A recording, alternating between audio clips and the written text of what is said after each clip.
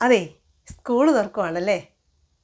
ഈ സ്കൂൾ തുറക്കുന്ന സമയത്താണ് നമുക്ക് കുട്ടികൾക്കൊക്കെ വലിയ സന്തോഷമായിരിക്കും. സ്കൂൾ തുറക്കുന്നു, പുതിയ പുസ്തകം, പുതിയ ബാഗ്, പുതിയ കുട, എല്ലാം ഭയങ്കര സന്തോഷത്തിലായിരിക്കും. പക്ഷേ നമ്മൾ രക്ഷിതാക്കൾ, നമുക്ക് സന്തോഷമുണ്ടെങ്കിലും കുറച്ചൊക്കെ ഒരു സ്ട്രെസ്സിൻ്റെ ഇടയിലൂടെയൊക്കെ ആയിരിക്കും നമ്മളുടെ ഒരു പോക്കുണ്ടാവുന്നത്. ഈ ഒരു സമയത്ത് സ്കൂളിൽ PTA ഫണ്ട് പിരിവ് നടക്കുന്ന ഒരു സമയമാണ്. ഈ PTA ഫണ്ട് പിരിവിനെ പറ്റി ഇപ്പോൾ പറയാനുള്ളൊരു കാരണം എന്ന് വെച്ചാൽ, 1-2 ആളുകൾ എന്നോട് പറഞ്ഞു, ഈ PTA ഫണ്ടുമായിട്ട് ബന്ധപ്പെട്ട ഒരു കുഞ്ഞു വീഡിയോ തയ്യാറാക്കി ഇടണം എന്ന് പറഞ്ഞിരുന്നു. അതിന് കാരണമുണ്ട്, നമ്മളൊക്കെ അനുഭവങ്ങളിൽ കൂടെ പോയ ആൾക്കാരായതുകൊണ്ടാണ് പ്രത്യേകമായിട്ടും ഈ PTA ഫണ്ടിന് ഒരു പ്രാധാന്യം കൊടുക്കാമെന്ന് വിചാരിച്ചത്. വളരെ കുഞ്ഞു കാര്യമാണ്, എങ്കിൽ പോലും ഒന്നുകൂടി ഒന്ന് ഓർമ്മപ്പെടുത്താം എന്ന് കരുതിയിട്ടാണ്. ഈ PTA ഫണ്ട് എന്ന് പറയുന്നത് റൈറ്റ് ടു എഡ്യൂക്കേഷൻ 2009 എവിടെയും പറയുന്നില്ല. കൂടുതൽ പ്രാധാന്യം കൊടുക്കുന്നത് SMCക്കാണ്.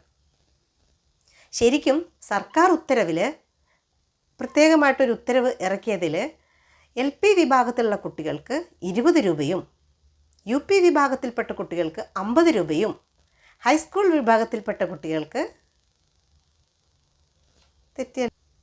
100 രൂപയും ഹയർ സെക്കൻഡറി വിഭാഗത്തിൽപ്പെട്ട കുട്ടികൾക്ക് 400 രൂപയുമാണ് സർക്കാർ നിർദ്ദേശിച്ചിട്ടുള്ളത്. ഇത് നിർബന്ധമായിട്ടും വാങ്ങാൻ പാടില്ല എന്നും കൂടെ പറഞ്ഞിട്ടുണ്ട്. കൊടുക്കാം, പക്ഷേ നിർബന്ധിച്ച് ഒരു കുട്ടിയെ അധിക്ഷേപിച്ചോ, അല്ലെങ്കിൽ കുട്ടിക്ക് പഠിക്കാൻ പാടില്ല എന്നോ, അല്ലെങ്കിൽ കുട്ടിയെ കളിയാക്കുകയോ രക്ഷിതാക്കളെ കളിയാക്കുകയോ മറ്റു തരത്തിൽ മോശമായ രീതിയിൽ പെരുമാറുകയോ ചെയ്യാൻ പാടില്ല എന്നും കൃത്യമായിട്ട് പറഞ്ഞിട്ടുണ്ട്.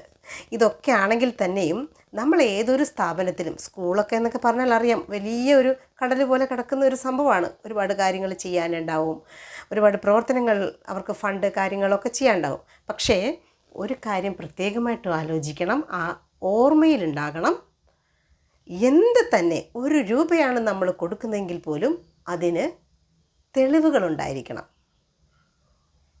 റെസിപ്റ്റ് വാങ്ങണം. വേറെവർ ഇറ്റ് ഈസ്, നമ്മൾ ഏത് ഓഫീസിൽ പോയാലും എന്ത് ഡോക്യുമെൻ്റ് കൊടുത്താലും റെസിപ്റ്റുകൾ ഉണ്ടായിരിക്കണം. നമ്മുടെയൊക്കെ ഒരു അനുഭവം കൊണ്ട് പറയുവാണ് കേട്ടോ. നിർബന്ധമായിട്ടും അത് മറക്കാതെ തന്നെ കൊണ്ടുവരണം. ഇപ്പോൾ നമുക്ക് വിശ്വാസം ഉണ്ടാവും, ഓ അവരല്ലേ, നമുക്ക് നേരത്തെ അറിയുന്ന ആൾക്കാരല്ലേ. എത്ര അടുപ്പമുള്ളവരാണെന്നെങ്കിൽ പോലും നമ്മൾ കൊടുക്കുന്ന സാധനത്തിന് തെളിവുകൾ സൂക്ഷിക്കുക എന്നുള്ളത് നമ്മുടെ ഉത്തരവാദിത്തമാണ്. നാളെ പ്രശ്നങ്ങൾ വരാം. നമുക്ക് ഒരു തെളിവ് കൊടുത്താൽ മാത്രമാണ് നമ്മൾ ഊരിപ്പോരുന്ന കേസെങ്കിൽ നമ്മൾ ആലോചിക്കണം, മറുഭാഗത്ത് വലിയ ആളുകളായിരിക്കും, ഒരു വലിയ കൂട്ടം ആളുകളായിരിക്കും ആക്രമിക്കാൻ ഉണ്ടാവുക. ഇപ്പുറത്തെ സൈഡിൽ നമ്മൾ ഒറ്റയ്ക്ക് പൊരുതേണ്ടി വരും. ഈ ഒറ്റയ്ക്ക് പൊരുതുന്നിടത്ത് നമ്മളുടെ കയ്യിൽ ഒരു കുഞ്ഞു തെളിവ് മാത്രം മതി നമുക്ക് മുന്നോട്ട് പോകാൻ. ഒരു വിവരാവകാശ നിയമം കൊടുത്തിട്ടുണ്ടെങ്കിൽ ഈ വിവരാവകാശ നിയമം കൊടുക്കുന്ന സ്ഥലത്ത് നമ്മൾക്ക് കിട്ടേണ്ട രേഖ ആരാണോ തരേണ്ടത് അത് ആ 30 സമയക്കാലമാണ് എടുക്കുന്നത്. 30 ദിവസക്കാലം. ഈ 30 ദിവസക്കാലത്തിനുള്ളിൽ ചെയ്യാവുന്ന എല്ലാ ക്ലാരിറ്റിയും ക്ലിയറൻസും അവർക്ക് അകത്ത് നിന്ന് ചെയ്യാൻ പറ്റും. നമ്മൾക്കിവിടെ പേപ്പർ കൊടുത്ത് കാത്തിരിക്കാനേ പറ്റുള്ളൂ. അപ്പോഴൊന്നും നമുക്ക് ഒരു തെളിവ് നമ്മുടെ കയ്യിലുണ്ടാവില്ല. ഏത് വിവരാവകാശ നിയമത്തിൽ കുറേ അധികം കാര്യങ്ങൾ പറയുന്നുണ്ട്, സപ്പോർട്ടീവായിട്ടുള്ള കാര്യങ്ങളൊക്കെ നമുക്ക് ഗുണകരമായിട്ട് കിട്ടുന്നുണ്ട്. പക്ഷേ നമ്മൾ കൊടുക്കുന്നത് എന്തായിരിക്കും? അവർക്ക് എതിരായി വരുന്ന കുറേയധികം രേഖകൾ കിട്ടാനായിരിക്കും നമ്മൾ നോക്കുക, നമ്മൾക്ക് അനുകൂലമായവ കിട്ടാനും. പക്ഷെ അതിനകത്തിരിക്കുന്ന ഒരുപാട് ആളുകൾ ഈ ഭാഗങ്ങളെല്ലാം ക്ലിയർ ചെയ്ത്, ഒരു ഫയൽ പോലും തുറന്നിട്ടില്ലാത്ത പോലും ആയിരിക്കും ഈ വിവരാവകാശം വന്നു കഴിയുമ്പം ക്ലിയർ ചെയ്ത് വയ്ക്കുന്നത്.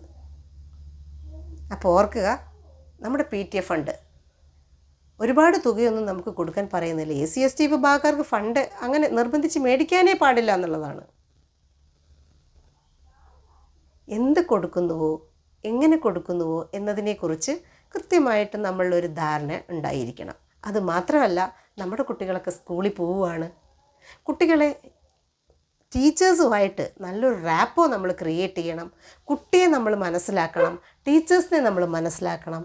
എല്ലാ അർത്ഥത്തിലും ആ കുട്ടിയുമായിട്ട് ടീച്ചറുമായിട്ടുള്ള റിലേഷൻഷിപ്പ്, നല്ലൊരു കമ്മ്യൂണിക്കേഷൻ നമ്മൾ ഉണ്ടാക്കിയെടുക്കണം.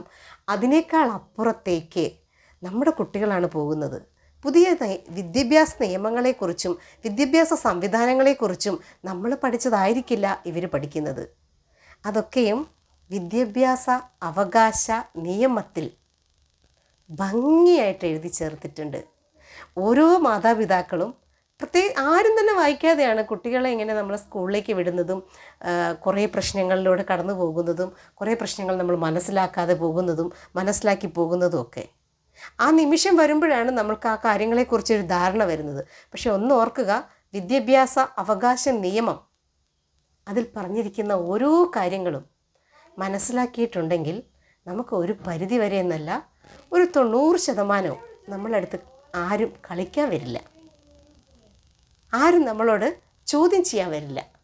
ഈ ഒരു പ്രശ്നം, ഈ ഒരു അവകാശ നിയമത്തിൽ നമുക്ക് നല്ല ധാരണയുണ്ടെങ്കിൽ, ഒരു മാതാപിതാവ് എന്ന് പറയുന്നിടത്ത് ഒരു ധാരണ ഉണ്ടെങ്കിൽ, ഈ വിദ്യാഭ്യാസ അവകാശ നിയമത്തെക്കുറിച്ച് കൃത്യമായ അവയർനെസ് ഉണ്ടെങ്കിൽ ആർക്കും ചോദ്യം ചെയ്യാൻ പറ്റില്ല. അതുകൊണ്ട് ഞാൻ പറയുന്ന ഒരു സജഷനാണ്, നമ്മുടെ കുട്ടികൾ സ്കൂളിൽ പോകുന്നതിന് മുൻപ് നമ്മളുടെ ഒരു ഉത്തരവാദിത്ത ബോധമായിരിക്കണം വിദ്യാഭ്യാസ അവകാശ നിയമം വായിക്കുക എന്നത്.